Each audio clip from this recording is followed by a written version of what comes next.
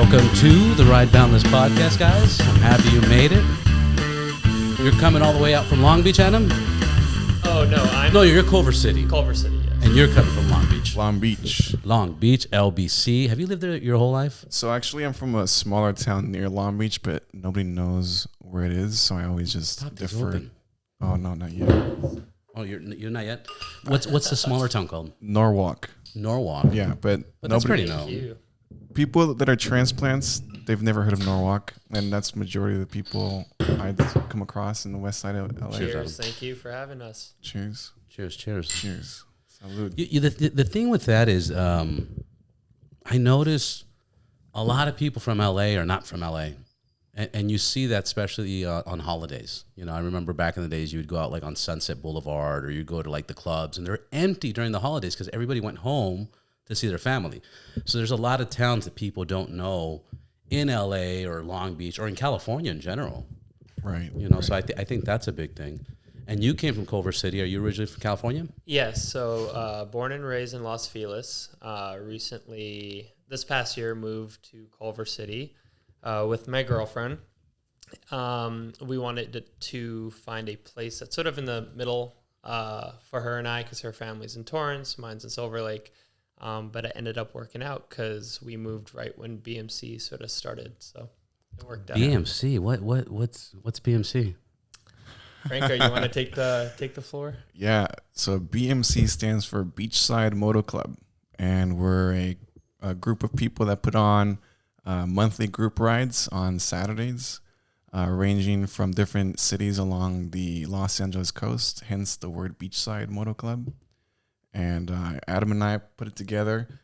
Thought it would be pretty cool to put it together. Most rides usually take place on Sundays, and we thought Saturdays there's a need, and so kind of organized a couple friends, did a couple canyon rides, bounced ideas off each other, and started it. And Adam spearheaded a lot of the early work, and it's been really successful so far. I mean, the last one that I showed up to when you guys at the Blue Coffee, what is it, Blue Bottle Coffee? Yeah, Blue Bottle Coffee. Jesus Christ, there's so many people there. I mean, it was over 100 people? Just about 100 at that one. That's amazing. Congratulations. When did you guys start? And did you think it was going to be this big?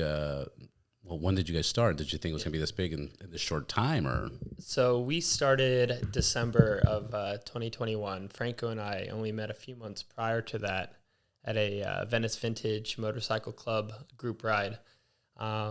We started hanging out, and like Franco had mentioned, there was a need for Saturdays. There was a need for camaraderie, given the 2 years of COVID and everyone sort of being so isolated. The community, they needed that for us to come together. And we were just like, why don't we just start a Saturday casual group ride once a month? And our very first ride, we were hoping for 15, 20 people. In our very first one, we had 55. We're like, wow, okay, that was a great turnout. all Instagram, all through Instagram, word of mouth, and personally reaching out to people. That, I think, was huge for us, just reaching out, inviting them to hang out with us. We really wanted to get to know more people in the community. And then the second one came around, and Franco and I were debating, and I said, we might have less because we didn't hype it up so much. All right. Cheers. For real this time. Wow, cheers. Cheers. There we go. cheers. And then the second one, we had 95 people. And I think at that point we realized this has potential to be something really cool for the community. So we continued on, and it's been pretty consistent. No, it's awesome. Many people riding motorcycles have had this idea with their friends, like, hey, let's put a fucking thing, a ride together and this, that, but nobody does it, right? Who was the one that said, hey, this is an idea and let's plan? How did you guys execute it? Like, were you super motivated? Was it like, fuck, let's just do this and because we're going to do it? Or was it that you guys wanted to do it this weekend, but you said maybe next month? You know, that procrastinating, or was there none? It's pretty funny because I would mention the idea to Franco, and I think he was like, it's a little early, we're still meeting people.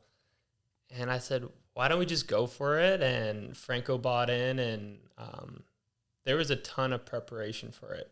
between going to events and telling people about it, attending other events, learning from other local groups, and getting their feedback too. We were very much about getting feedback, and I don't think we realized how much time and work would go into it, but I mean, we leveraged our network in the moto community and told a bunch of friends, hey, we're going to put together this group. Would you want to be a part of it? We're going to need people to help block. We're just trying to figure out how we're going to manage such a large group just in case it blew up. And we leveraged who we knew and created an Instagram handle maybe a couple weeks before that first ride. And just Adam had the brilliant idea of tagging a lot of people on the stories to get a lot of interest. And as people shared the story on their story, then more people kind of shared the story. Yeah, they keep sharing, and they did a lot of the promoting for us. Yeah, that was, I think that was huge, between reaching out to friends, and when they would commit, I would say, this person is coming. Are you? And I had the countdown, and I would post a picture of that individual who was attending, and then they would share that. And then other people would say, hey, I want to come. And it just turned out that first ride, we had about 50, 55 riders. No, and I want to continue talking about the success of it and how it's been growing, but I always have such an interest on when people execute ideas, you know, because like I said, everybody has ideas, everybody has thoughts, everybody has a vision, everybody has, like, I don't want to say a goal, because if they had a goal, they would execute it. So, but they have these thoughts. What was the execution? Because like for example, you guys talked about there was a lot of preparation. So what was part of that preparation? You went to a lot of events, you started networking.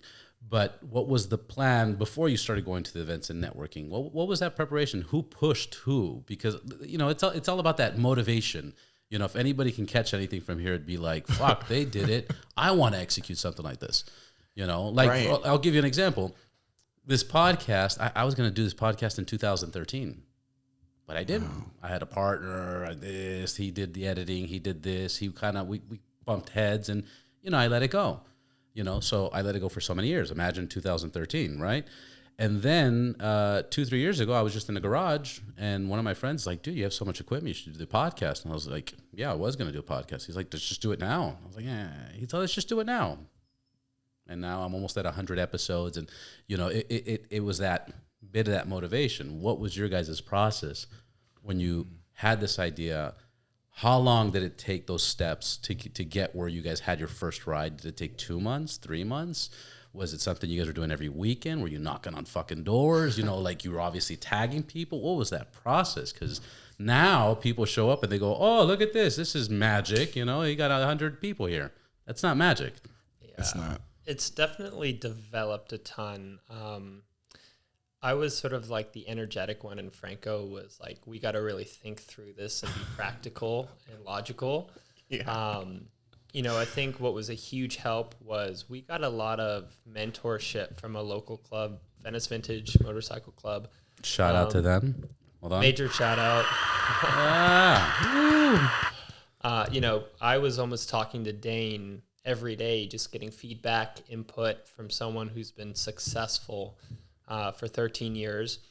But again, we didn't want to copy them. We wanted to put some sort of twist to it, make it different, go to venues that weren't motorcycle specific, right? Everyone goes to the Rock Store, Neptune's Net, Cook's Corner. Like, these are very famous motorcycle spots. And we were just trying to find a way to put our own spin on it. But Franco, he was very smart in networking, meeting people. He was a lot better at that than I was. I was sort of the event planner and had all these ideas, but he was very logical in making decisions. And yeah, it was really hard at first because we were just trying to find a venue. You know, you call a place, say, hey, we want to bring a ton of motorcycles to your venue for lunch and drinks, and they're like, Hell's Angels, and No. You know, that's like their first thought. Right. Like, no, just a bunch of accountants and filmmakers and musicians on motorcycles. Yeah. You know, regular people who are friendly and a part of the community. And those first few months were tough trying to find venues because we wanted to keep it interesting. But then once these venues saw that we were bringing a large crowd, now we're almost a whole year out booked with venues for the next 11, 12 months. So that's insane. Yeah, there was a lot of things we had to climb. Franco, if you want to add some more. A lot of preparation for each ride, huh? Yeah, I mean, we have to, before every ride, we come up with a ride route and we decide what's the most efficient way, least lights, least stop signs, easiest for a parade of motorcyclists to go through lights and corners and turns. All of that takes place through tons of calls between Adam and I and the whole rest of the team. In the beginning, it was just kind of us spending a lot of hours just kind of ironing out all the details, where we're going to block traffic, where we're going to wait for red lights or where we're going to go through them. And even just like the Instagram handle, like we needed to make sure we could get a good handle for it to be, it'd be cool. So it's also part of how we came up with the name. I was on Instagram. I'm like, okay, let me type a couple different names in. And I'm like, hey, Beachside Moto Club's available. Grab it. Yeah, we also sent out through our friends, what do you think of these different names and acronyms? And BMC sort of just rolled off the tongue for most people, and they liked it. Us being based in Santa Monica, and he saw the Instagram, let's make it. And we sort of just rolled with it. We always like to get input from the community because that's, who our target audience is. We want to make them happy and give them the best experience. And I think that they should have an input on sort of how we go about stuff.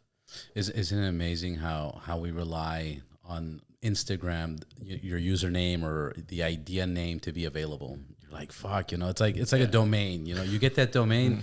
It's not what you want to name, it's what's available. And when you get something that's like, what? Yeah. I found Ride Boundless. I was like, what? Everything was Ride Boundless. I was like, this is awesome. Nobody's using this. But it changes everything. Mm-hmm. It's got to be clean for good for marketing, promotion. Makes it look very professional. And who knows where Beachside Moto Club's going to end up in the future. So, are you guys doing merch? So we've got some shirts right here. Beachside Moto Club shirts. We've sold them at our meetup spots before we take off for the group ride. And we've got merch for the crew, all the team members that help make everything happen. We got hats, patches that we use to identify who we are and who the crew is. But for now, the only merch that we're selling are T-shirts, right, Adam? Yeah, at this time, it was tough. So we were gifted these shirts to help us because our team, which is now 20 plus individuals on this team, we were all paying out of pocket to sort of make this happen. And JMP Merchandise, they donated 50 shirts for us to sell to use towards raffle prizes, event space. And it was sort of hard to manage that because we literally had a box of T-shirts that we would show up to a ride and try and sell at the ride. But there's so much going on from us making sure people are parking nicely and safely to greeting people. We try our best to greet almost every person who shows up to our ride, and so that they have someone to go to that's familiar, especially if they're new. But at this time, we don't have merch, but we definitely have talked about making that happen. Yeah, it's super important. Yeah, we're still a baby club, so we're gonna keep growing. No, you guys are killing it. Where you guys are at right now is absolutely amazing. I did. We were talking before we started about the ride. I did do. I think what was it? The Palos Verde ride, about 3 months ago. We've had a few rides down south. Was it Brewery West or it may have been because September was canceled. So in August, Steelcraft was August. It was. Yeah. We did go to Steelcraft, I think. Yeah, Steelcraft. Yeah, okay. Exactly. And then we crossed the Long Beach Bridge and all that stuff. Yeah. That was actually a good ride because there was a few people in the front that were just speeding through the fucking canyons, and I was like, oh, this is fun. I was. I don't know if you guys remember, but I was riding my streak line on that ride, and I was kind of going back and forth trying to catch everybody on the camera. So I kept going from the back all the way to the middle, all the way to the back, all the way to the front. I was all over the place. Which you shouldn't do that, people. Yeah. You shouldn't do that. They knew about me doing this. We gave them permission to do that. But I had a bunch of cameras on the bike, so it was pretty clear that I was trying to get the shots. I wasn't interfering with anybody's ride. But yeah, that was a very nice ride. But I don't think you had as many people as this blue bottle ride. That one we had about like 85 or 90. Well, still a lot, bikes, yeah. I mean, I would say our average is in the 80s, 90s. Outside of our first ride, we had one ride that had 70, 75, but it's amazing how it's been pretty consistent. We have people who come almost every month. You know, they pencil it in their calendar, and then almost every month we get new faces, which is really cool. People find out through Facebook, through word of mouth, Instagram, or even just bumping into us on the side of the road, and they see what is BMC on our jackets, our T-shirts. So bringing up the point of merch, you know, that could help us grow a lot by having other people represent who we are. Yeah. Well, not only that, but if people are that dedicated to follow you guys and go to your events, I'm sure they would definitely love to fucking promote your product and your brand, because you're right. I mean, the few times that I've gone, it's a lot of the same people. Mm-hmm. It's a lot. When are you guys planning on doing an event in the future? Like having a big fucking, I don't know, rent a spot in Long Beach or Sandy. Dun, dun, dun, dun. Do you have a crystal ball? Yeah, that's right. Is it something you guys can talk about, or is it something? We are in the works of something that is bigger than what we normally do, which we plan to share more information about on our sort of 1-year celebration at our December ride. This is something we've been working on the last few months. It's for 2023. We're excited to share, but we don't want to share yet. But it's definitely something unique. Something's coming. Yeah, something's coming. We're super excited to share with the community and get feedback on it too, and have a ton of people be a part of it. Are you guys doing it? Who are you guys collaborating with? Are there any major companies you're collaborating with? You know, like Rider Share or Eagle Riders, or like for people to rent bikes or whatever, Roland Sands, any of those brands, or not yet? We would love to start partnering with companies for sponsorships. Again, you know, we pay a lot out of pocket to make things happen, and we're happy to do that. But we definitely think it would be cool to collaborate with companies who appreciate what we're doing for the community and building up the community. So definitely, if there was a company that were to reach out to us that was interested, and what we're working on, the secret project we're working on, we're definitely wanting sponsorships to be a part of that, because it's going to be pretty big. But at this moment, we're not really teamed up with anyone. And then for these companies that you would want to collaborate, or brands that you would want to collaborate, how would they get a hold of you? Is that all? You guys run everything through Instagram, emails, or? Yeah, we have an email, mainly Instagram, but anything business related, we typically go through like our email page. And we're actually working on like a sponsorship package or packet for companies to see sort of what we're about, what we would be interested in, you know, what would be the benefit to them, right? Right. We're not looking to just take advantage of other companies. We want to see how can we help them, and we sort of also want to believe in their mission and their values, because we value our community, and we wouldn't want to bring in someone who's looking to take advantage in a negative way, right? But be more impactful in a positive way. Yeah, that makes sense. And we've approached a couple companies through events. I think the last event at the bike shed you were at, we all have business cards on us at all times to pass out whenever we need. And we're recruiting companies for this little secret event that we got coming up next year. So, yeah, I mean. So mysterious. Dun, dun, dun, dun. Hold on. The suspense. Oh. No. I got to name these fucking buttons. It's going to be a huge reveal in December. Well, let me know. I want to help you guys push that as much as possible. Absolutely. That's what this is all about. Yeah. Thank you. Yeah, appreciate of course. How'd you guys get into motorcycles? How'd you get into riding? So I got my first motorcycle when I was 12 years old. A little 50cc 2-stroke with the pull start. Dad? No, So I grew up. Let's see. I grew up with a friend whose parents were mechanics. His dad and all his brothers were mechanics, and they had motorcycles, and I was always like, whoa, that's awesome. And so one day I said, I need to get my own. So I got that 50cc, 12 years old, would ride it in the backyard. Super illegal to ride it in the streets, so I would try to not get caught riding it in the streets. From there, I graduated to a dirt bike.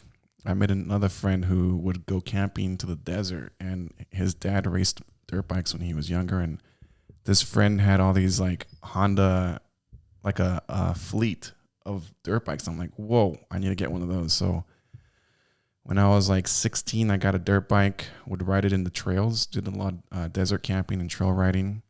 And then when I got in college, I got my license and I bought a sport bike back in like 2010, Suzuki GSX-R 600.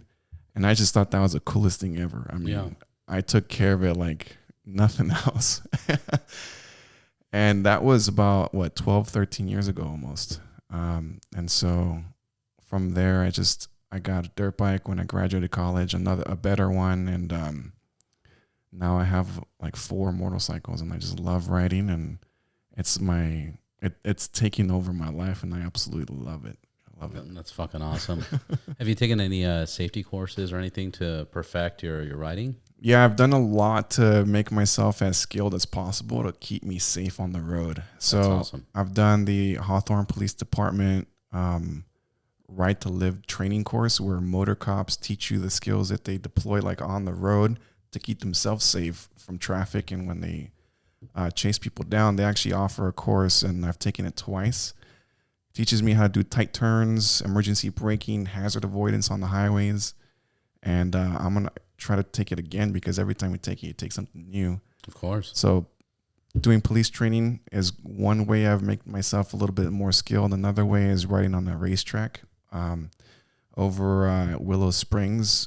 When you ride a motorcycle really fast around tight turns, it teaches you a lot about controlling your motorcycle, the capabilities, your own abilities, and it just pushes your skill level to the point where when you go back to riding on the roads in LA, it's so much easier because you've been training in a very dangerous environment, going at high speeds at the racetrack. So it's kind of a way that I see to improve my own skill to make myself as safe as possible. And what I like about the tracks is it lets you focus on your motorcycle's capabilities. It lets you focus on how you turn, how you brake, how you accelerate.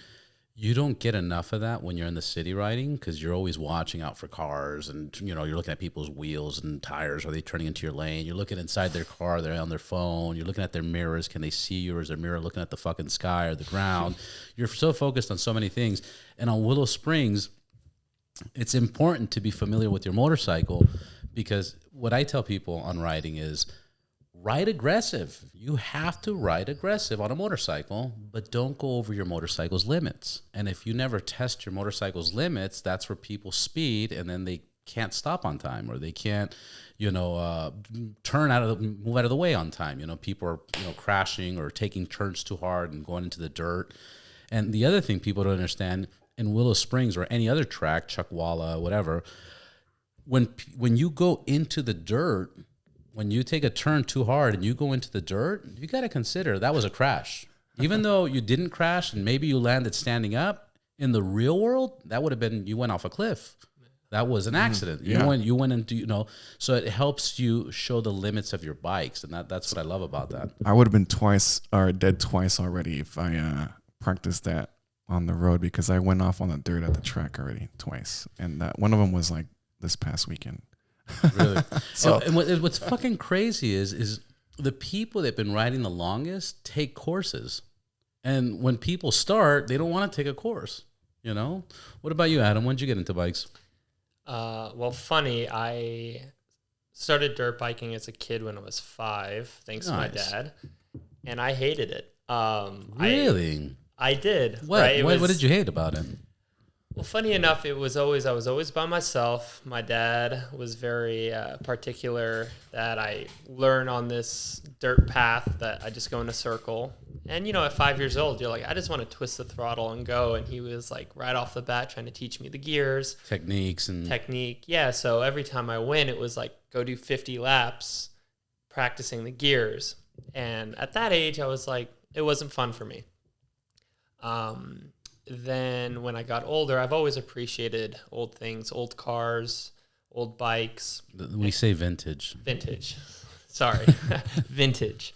And the good old days. The good old days, yeah. Right. And my dad got a vintage Honda CB 550 Super Sport, 1976. And I was like, that thing is beautiful. I'd love to learn to ride and just putz around town. We kept it at our family vacation house up in Kernville. And during COVID, there was nothing to do. So I said, let me take the test or the class. I passed the class, and then everything shut down again. So I couldn't take the test at the DMV. So I had to wait a few months. So I actually started riding January 2021. So I'm still fairly new. Yeah. But the reason also this was another way for me to bond with my father and spend time with him and, have a common interest. But then we went on this trip up the coast, and then I wanted to ride more, right? Because I kept my bike up at our family house, didn't ride that often. But it was also another way for me to make friends. A lot of my good friends had moved away. Best friend moved to Switzerland, other ones in med school in Portland. So I didn't have a lot of close friends in town. So that was also maybe a part of my drive to want to build this BMC community, community, make friends. Franco and I became great friends right off the bat, and our team's absolutely amazing. The people that we've brought in, I talk to almost every day.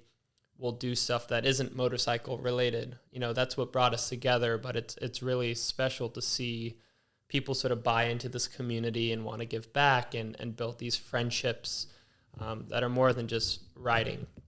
But that was sort of my story into getting into riding. And like Franco said, it's a huge part of my life now, and I love every second of it. It's never too late. I did a podcast with Rawhide. I don't know if you guys are familiar with Rawhide, but they do the adventure bike training course in Santa Clarita. It's a 3-day course that you ride through rivers, lakes. There's a fucking 10 or 15-foot drop. You ride through the mountains, mud. I mean, it's intense. But when you walk out of there, like, you're pro. Anyways, I interviewed everybody in the class, and there was one story, and he actually works there. His name is Robert Glass, great guy. He's in his 70s now, and his story was, I think it's such a great story, but his story was into dirt bikes, riding, in his teens, turns 20, goes to college, no more bikes, gets out of college, gets married, has a family, no bikes, has kids, no bikes. He's now in his 60s. He's 61 years old, and if I remember correctly, one of his friends bought a motorcycle, and he was like, oh, that's nice. And he turns around. There's a little sad part to the story, but he turns around, he looks at his wife, and his wife just kind of looked at him and says, I want a divorce. And he's like, what? He's like, I want a divorce.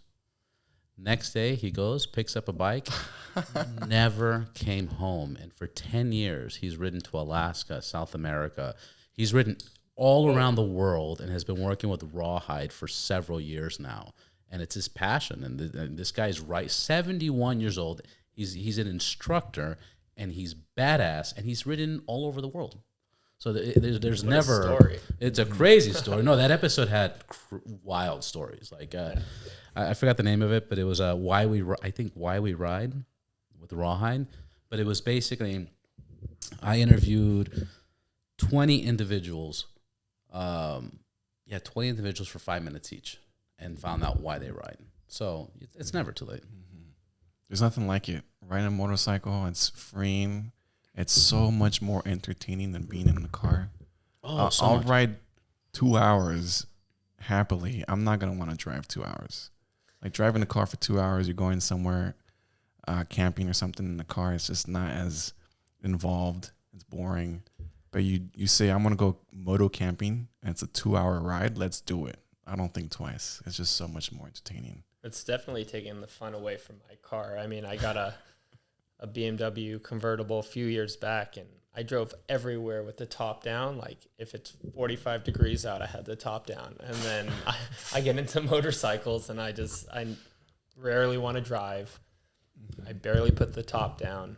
sometimes I even consider, do I need a car? And obviously I do. Do you? It's a little more get practical. another bike?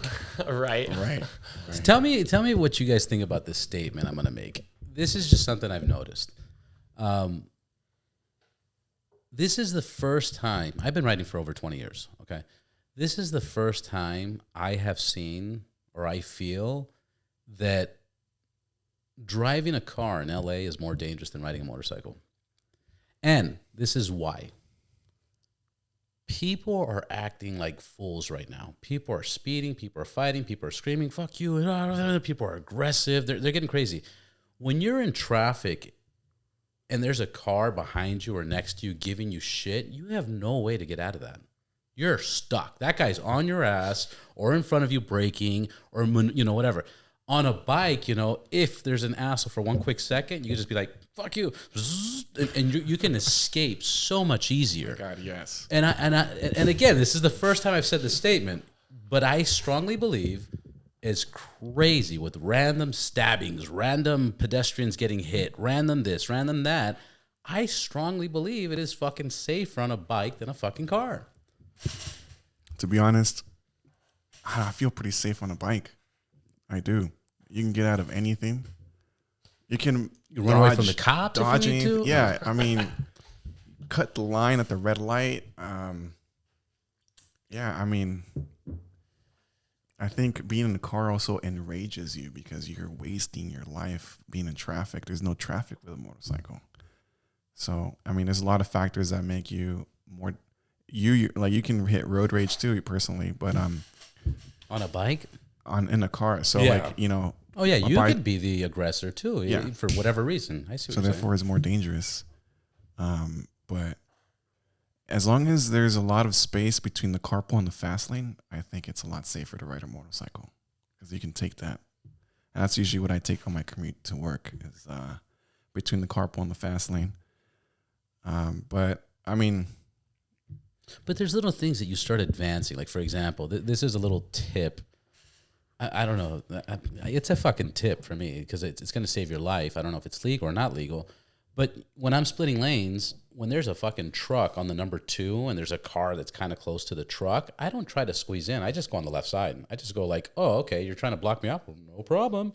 I'm not going to fight with you, sir. You're in a bigger car. And I catch them off guard, and I just do it just to pass that car, and then I get back in. So I do this when somebody tries, which doesn't happen often. They try to block that off. I'll just go around the left side.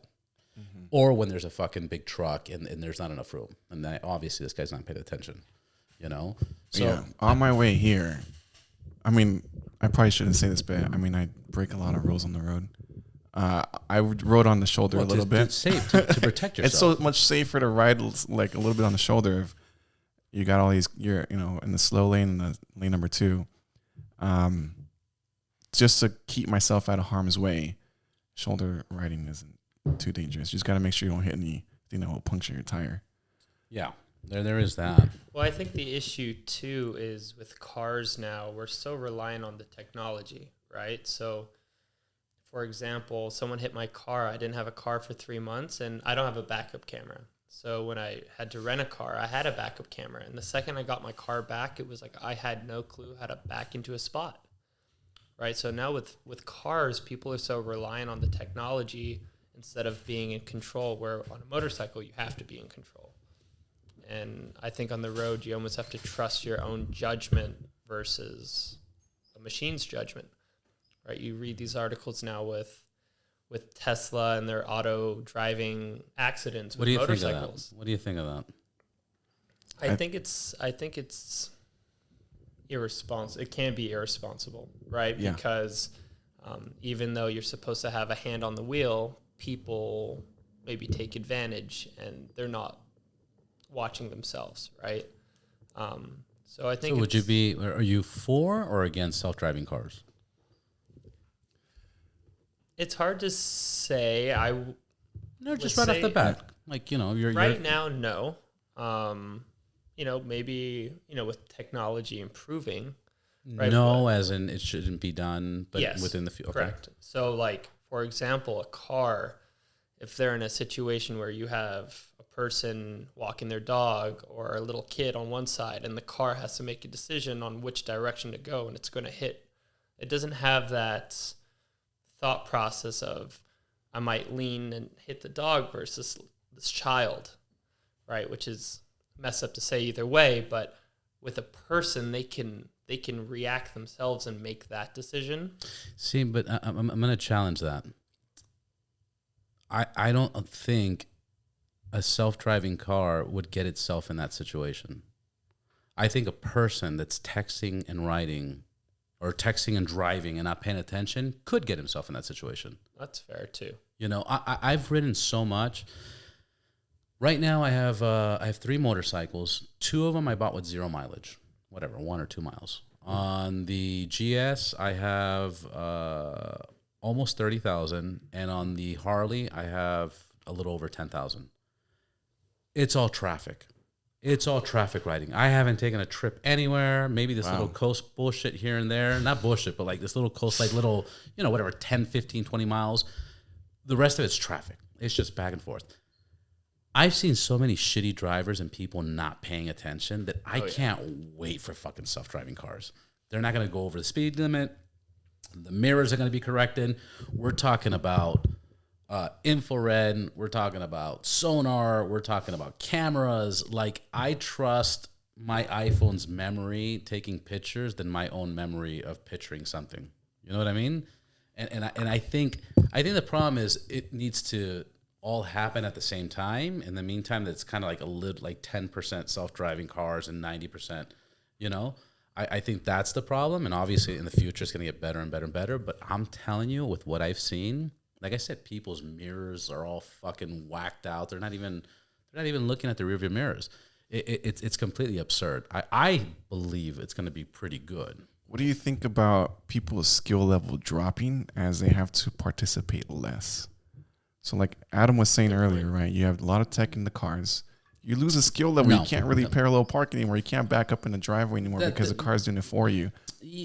No.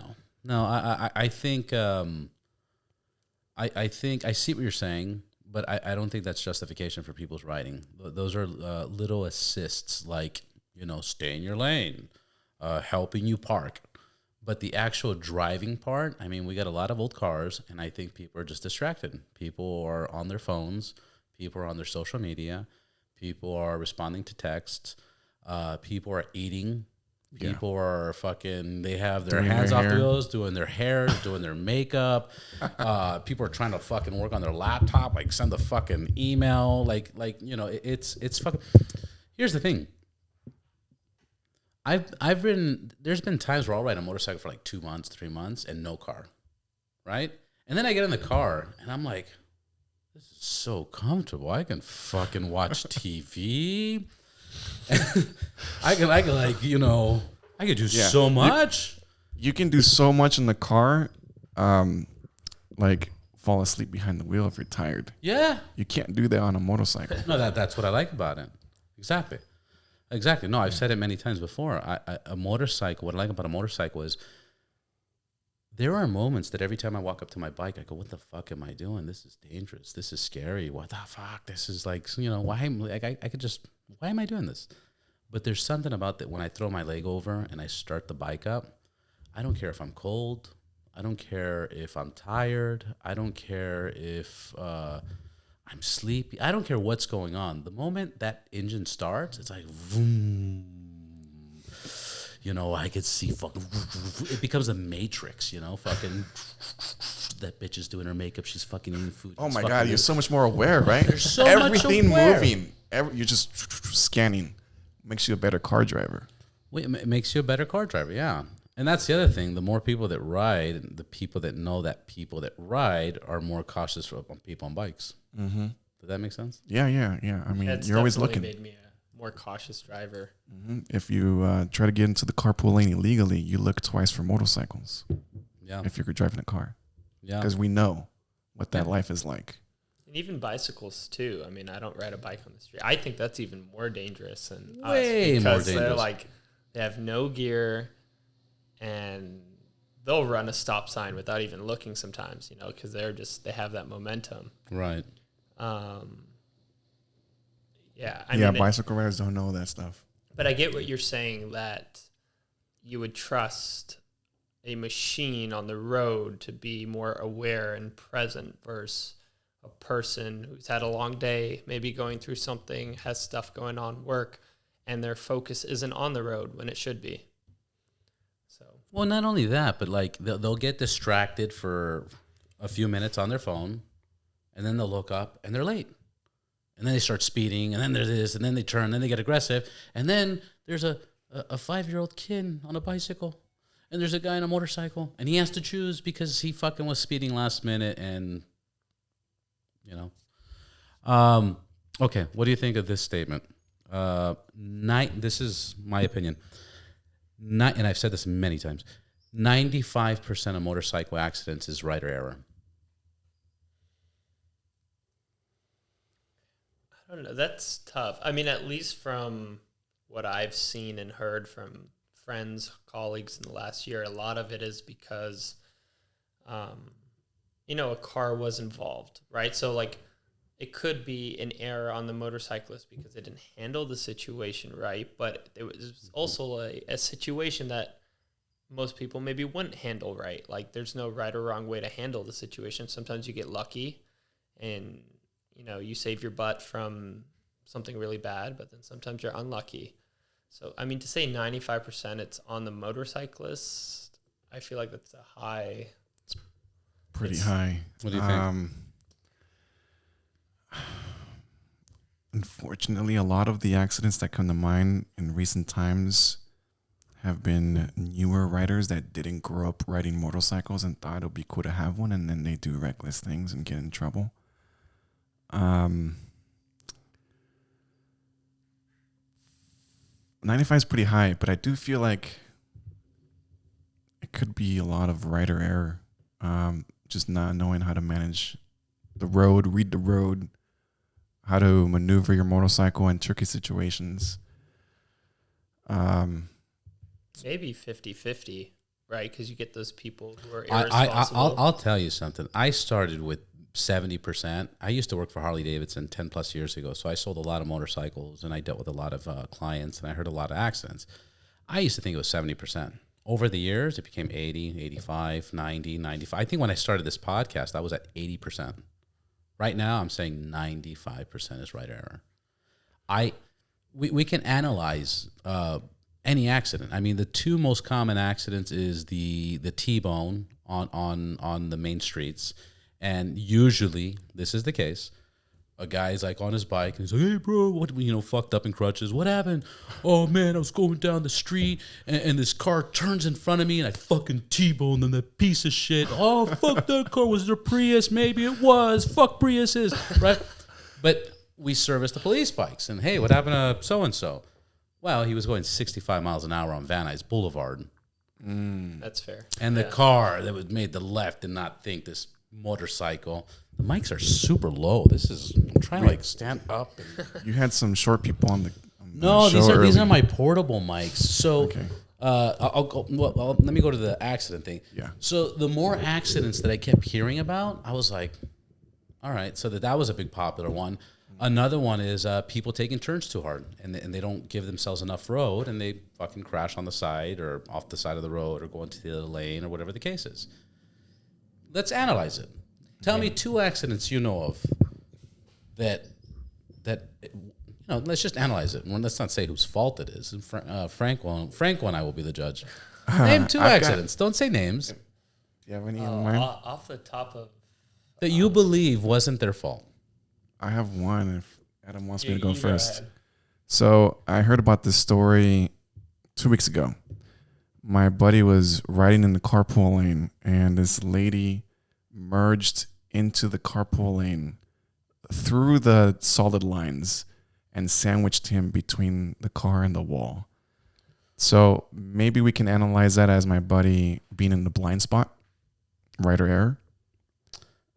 But he wasn't expecting that, and that was he went down.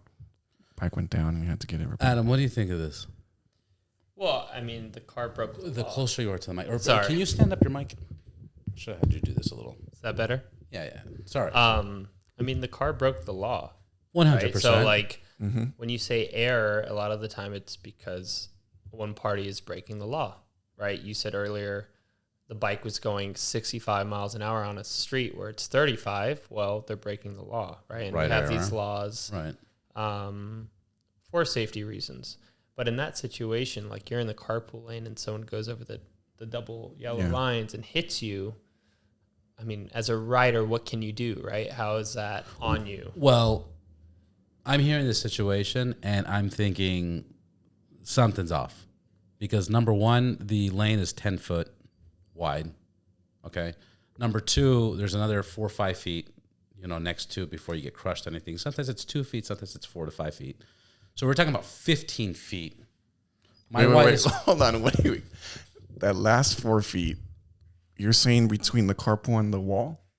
Because what if there's no? Well, depending, right? Depending on what freeway. On average, I think I would say 2 feet at least, 2-3 feet on average. But there are some that are, like when you go on the 5 towards Glendale, there's a fucking it's another lane. When you go on the 10, there's another fucking lane, and you see it like on the 10. I've seen cop cars just go right through it when they have an emergency. There's a lot of traffic. There's a whole nother car lane there. What about like the 110 when there's no? It's literally just a carpool and a wall.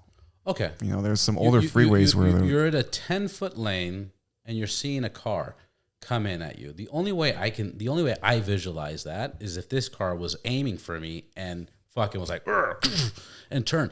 But for somebody to breaking the law and me not being able to speed up or slow down or move out of the way, I don't know. I feel one of two things. Either just guessing. I'm not trying to prove anybody wrong. Yeah, I got you. I can give you some more info too. The only way, well, give me more info because I have an assumption at this point. I do know that his tire, when he got hit, it slid. Like he got pushed by the car. Yeah, I know, but so it wasn't like all right, my prediction. He wasn't watching it. Okay, go for it. My prediction. Hit me. I don't know this person. I don't know who you're talking about. I don't know what bike they were on or anything. I think they were going at a decent speed. Not decent speed. Let's say it's 65. They're going at 70. And they saw this car breaking the law, going over double lines. And they said, you can't do that.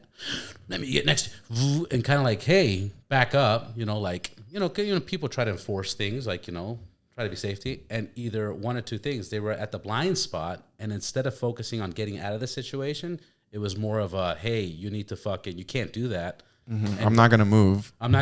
Or I got to have my presence here. and which a lot of new riders, I used to do crazy stuff. I used to, stop in front of cars, like, fuck you, Uh-huh. And I know people that did that, and it ended bad. I got lucky, it didn't end bad. But I don't believe that you're fucking on the carpool lane and it's like, where did that come from? Yeah, because you have awareness, right? 360. Especially on a bike. Now, where was he? Anyways, like I don't want to imagine they use this evidence or something. They're always going to favor. They're always going to favor bikes. Yeah, they're always going to favor bikes. But when you really look at it, trust me, I've seen the accidents that it's not the rider's fault. But I only know 2 of them. And I know 20, 30 accidents that I'm like... I have one for you. So please. You're at a red light. Someone just comes up behind you and hits you. Horrible. That's legit. Yeah, that's legit. Right? Like, that's legit. At that point, you can't go because you're running into an intersection. Where That sounds so... And that happens a lot, though, right? Like they but tell I was going to riders, ask. like, stay in first instead of click up to neutral until you see the car right behind you is braked.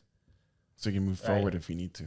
That's legit. But I was going to ask, how many times have you guys heard of that happening? I know of one person, but I see videos all the time, right? Like Instagram. You see these accidents, crazy accidents sometimes, right? Like it's not going to happen often, but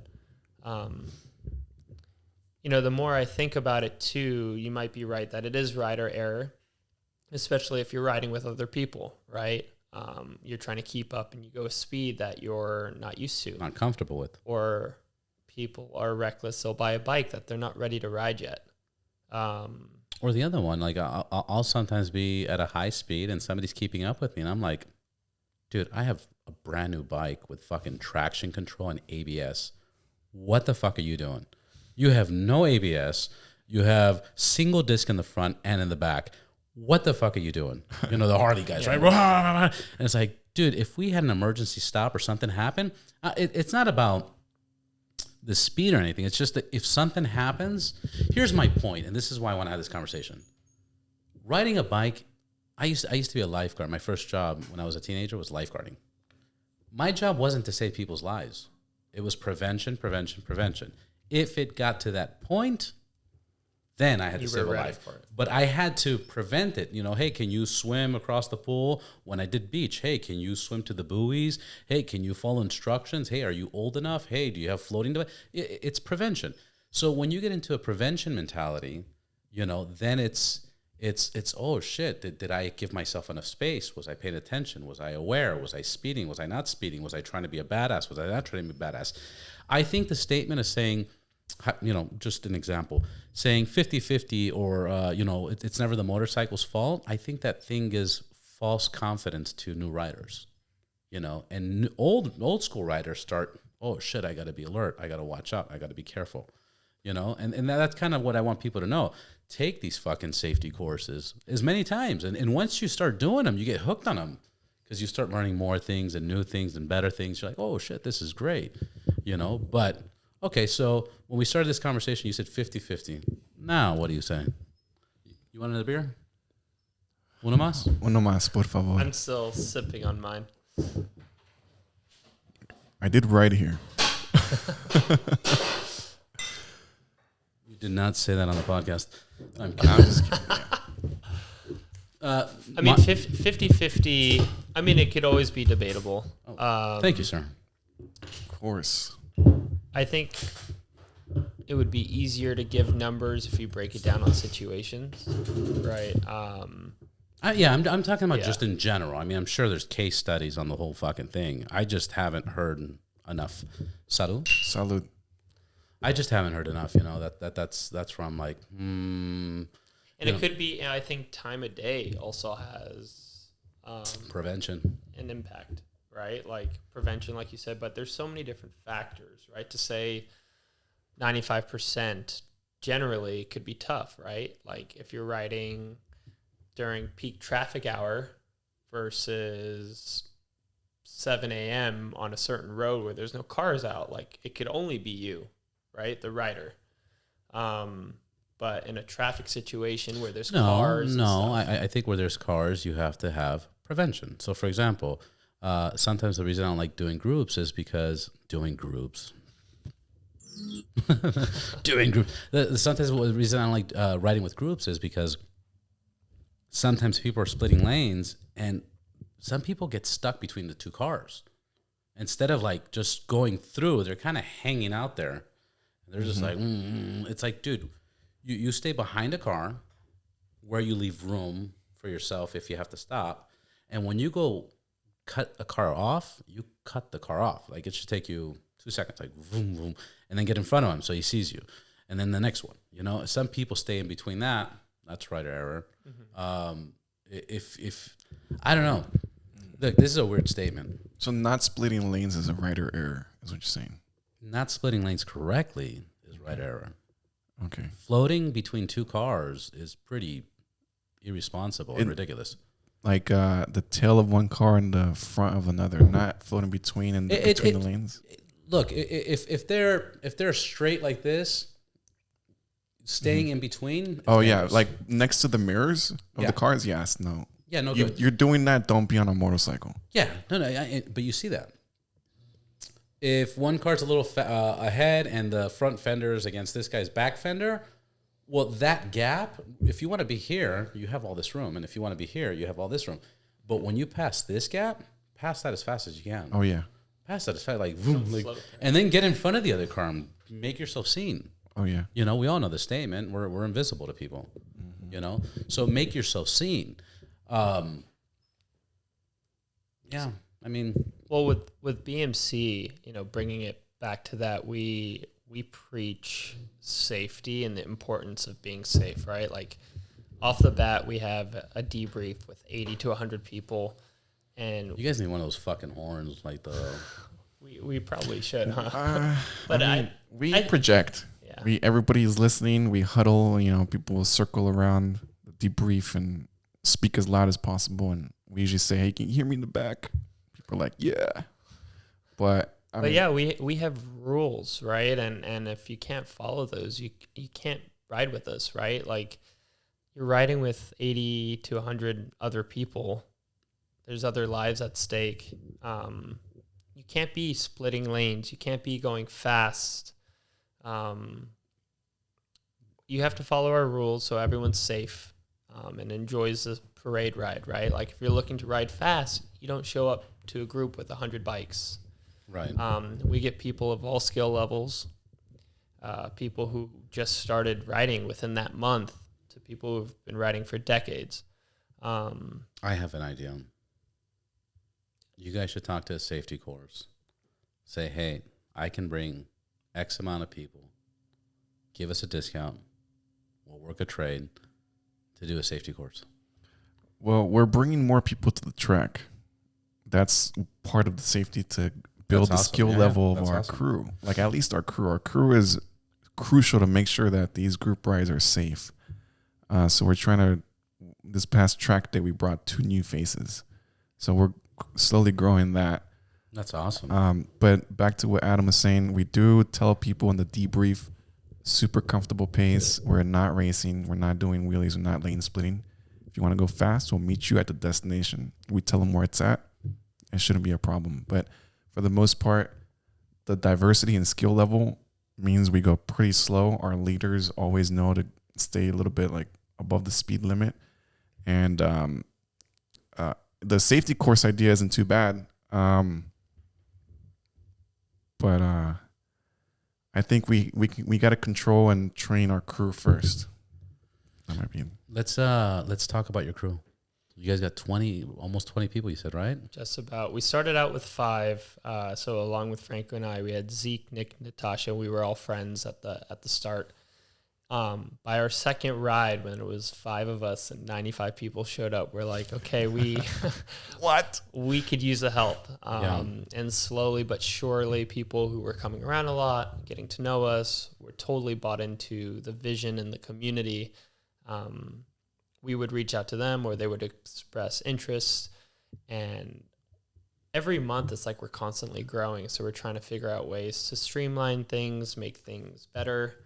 But we're at about 20 people. And again, building the connection off the bike has been crucial, right? Like just becoming friends, getting to know each other. And then we do test rides of our events. So everyone has to memorize the route. We're pushing our team to be on comms throughout the ride. So we're communicating constantly to each other. We review our routes. We understand where it's high traffic. What could be a scary situation if we're not safe. So we're preventing, potential issues beforehand.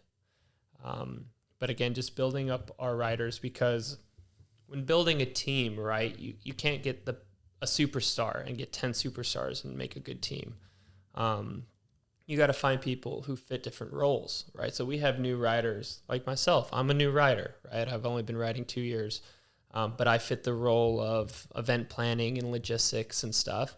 But we have people on the team who are just, new to riding, but they're amazing at communicating with people, making people feel confident and comfortable in our community, reaching out to people. Some people are on the team because they have the skill of taking photos and videos and producing content that sort of displays what we're all about.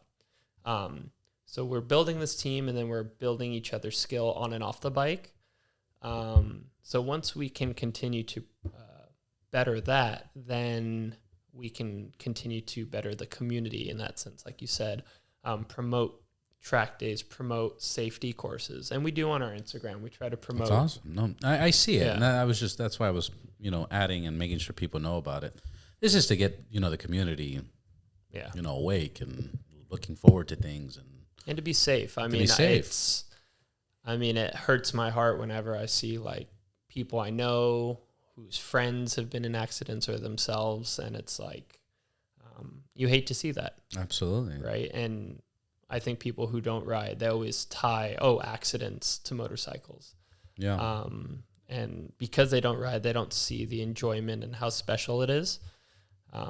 It's a meditation. Yeah, for sure. It's a meditation. It's back to what I was saying earlier, that when I get on the bike and I start that motor, I don't care if I had a bad day. I don't care if work was terrible. I don't care what happens. Once it's, you get on the bike, it's just you and the bike and the road. And it's a great feeling. It's a fucking great feeling. But you shouldn't ride if you're mad. It goes out the door. Well, for me, it goes out the door. If you're mad or late, your risk level increases. Late's different. Late is different. Mad, I could be mad, but as soon as I can get into an argument with you guys and fight you guys. Yeah. As soon as I open up that door, it's gone. I'm just, Yeah. But in the meantime, here with you, I'm gonna arm wrestle you and thumb wrestle you and throw the bottles and drama, But as soon as I walk out the door, I don't give a fuck. I'll just be like, fuck them. Well, I think mad and being in a place where you're considering hurting yourself is different, right? Like, I could be mad at something, jump on the bike, and completely forget about it. I could have got an argument with a friend. I'm really heated about it. I go ride, and I'm like, okay. It goes away. That's what I'm talking about. But if you're in a dark place where, you're not happy with something and you're really down, and you're like, I'd be okay if That's something deep, happened. bro. That's like another level. That's when I would be like, don't get on the bike if you feel like killing somebody. You should definitely avoid. If you're like, I want to kill somebody today. But mad, I like you said, it's therapeutic for sure. Yeah, I definitely use writing as a way to reset my brain whenever needed. If I need to kind of come to my senses and reset my bearings. But if I'm upset or mad, I take more risks sometimes. But especially when I'm late, that's not a good thing. Late fucks with me. Mad, I can't even relate. And I get mad, but like on a bike, it's hard to stay mad, right? Fuck them, my beautiful bike, and fucking, fuck. It's just so. Tell me some of your favorite rides, Franco. Well, we just did a retreat with Beachside Moto Club up to Big Sur, and it was special, let me tell you. We had 13, 14 people met up at Blue Bottle in Malibu, and spent the whole weekend together. We rode up to Solvang, had lunch, I should say, there. Then made our way over to Big Sur and Morro Bay, right, Adam? Yeah, it was this trip we had been planning for a while. I did it with my dad up to Morro Bay, and it was like what got me so excited about riding and wanting to ride here in LA. So I was like, this is a perfect opportunity for our team to get closer. So we stayed a night in Morro Bay, then did a ride up to Big Sur, back to Morro Bay, then to Santa Barbara and back down. But it was beautiful. It was special. Mm-hmm. On and off the bike, I think our team really got to know each other. Now it's like almost every week we're like, hey, what are we doing this weekend? Are we going out? Like, where before it wasn't like that. It was like almost more work like, all right, we got the test ride, we got the group ride, and we'd be on a high from the group rides. But that retreat, I think, really brought us together and made us a more tight-knit team. Successful team building right there. That was special. Big time. Yeah. But that PCH is beautiful, huh? Oh, yeah. The pit stops were gorgeous. Just kind of coming together and talking about it doesn't even feel like California. Like you if somebody was to drop you off and you were to see some of those views, you'd be like, oh my God, where am I? Was this Europe or like Greece? What the fuck is this? Yeah. It's amazing. And it's crazy how many people live in LA and have never seen PCH all the way up. Well, it would suck on a car, so. It's fun in a car.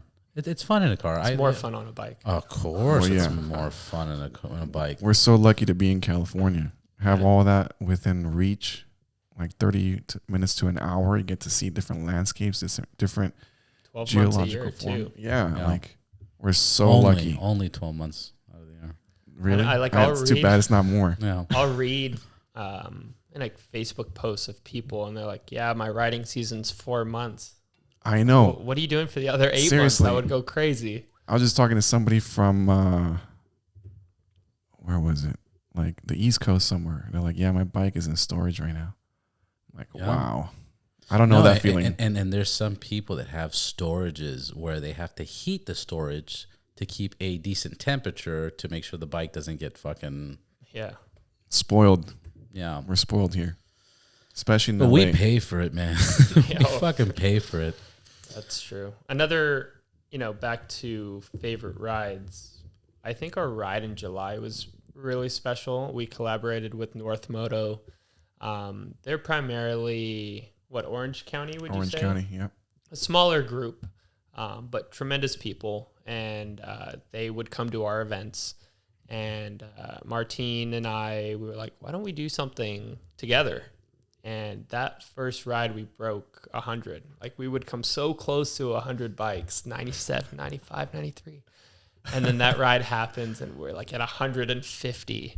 Wow, and then the ride itself was so smooth. The venue, Sagebrush Cantina, was awesome. And like, to think, hey, all this hard work to bring 150 people together to ride, and then to see their smiles and to see their appreciation, it was special, because we had come so close to over 100, it never happened. And then to collaborate with another group and to just see like 2 blocks on each side of the road just filled with bikes. That was a special. I mean, they're all special.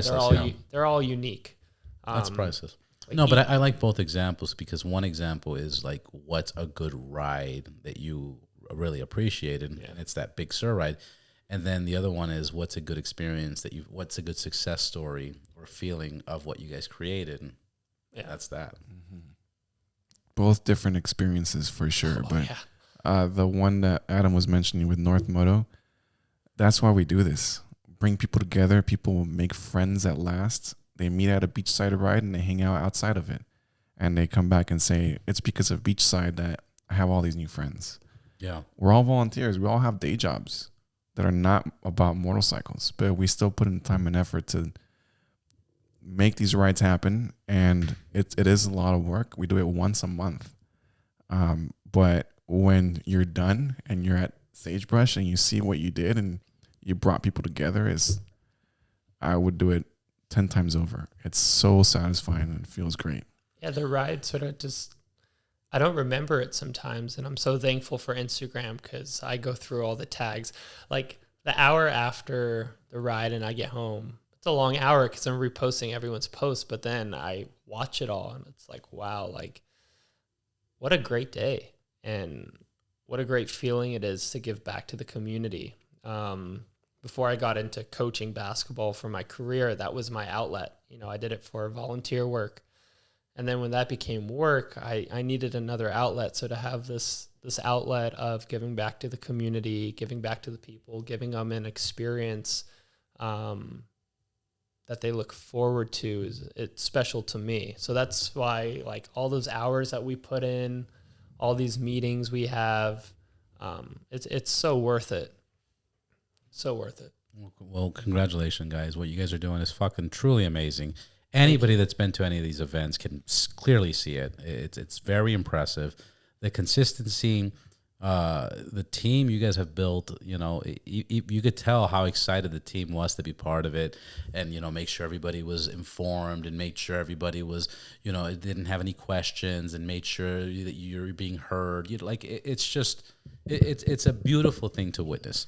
And you're talking about Harley riders, BMW riders, Triumph riders, adventure riders, like, fucking small motors, big motors. The mixture of the community you guys are creating is truly, truly impressive. Like, very inclusive. We're so inclusive. That was a focal point for us from the start. We said, we see these other groups who have a niche, right? You have to have a certain kind of motorcycle. Dyna Bros. Yeah, I'm kidding. Oh, but I mean, like, it's like a special niche, and we're like, how can we include everyone? And any bike is welcome. right? Like if you ride on two wheels, you could be a part. For us, we want to be very diverse from bike, from the people where you come from, different backgrounds, and even women riders, right? Like I know there's some groups that can be intimidating for women, or they don't feel comfortable riding because it's predominantly men. And I think BMC, we're trying to get to the point where it's 50-50, right? Like we're a community, men, women come together who appreciate riding on motorcycles and appreciate the people in the community. And it's just a great event. It's almost not about the ride. Yeah, it's super cool to see 100 motorcycles roll up, but it's the before and after. Everyone leaves seeing an old friend, and everyone leaves making a new one. And I think that's really special too. Super. I mean, that's why people join clubs and do these things and pay to join clubs, so they can socialize and meet and network and everything else. We did over an hour. What message would you want to give to your community, to the biker community? If you ride a motorcycle in Los Angeles, look out for Beachside Moto Club. We do Saturday morning rides once a month. You're invited. Come by and make some friends. We got some cool venues. We always try to switch it up, and we got something in store for next year. Fucking awesome. Well, Franco touched on the BMC aspect. From a personal note, if there's something you're passionate about, I think giving back to the community is very wholesome, and finding a way to do that, that you're passionate about, I highly recommend it.